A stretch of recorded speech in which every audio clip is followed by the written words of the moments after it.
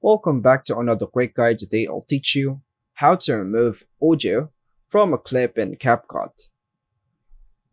To remove audio from a clip in CapCut, follow these steps.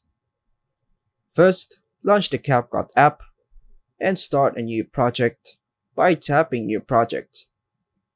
Select the video clip you'll want to edit from your gallery, then tap Add. Once the clip is on the timeline, tap on it to open Editing options. After selecting the clip, scroll through the bottom toolbar and tap on Volume. Adjust the volume slider all the way down to 0 to mute the audio. Then tap the check button. Alternative method: separate audio.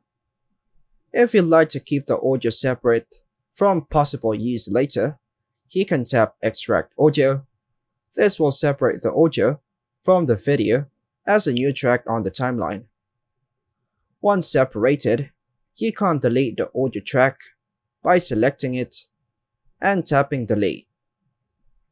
Now, play the clip to ensure the audio is removed. If you're satisfied, tap Export in the top right corner to save your video without the audio. And that's it. Your video will now play without any sound. And that's all for now, folks. Thanks for watching.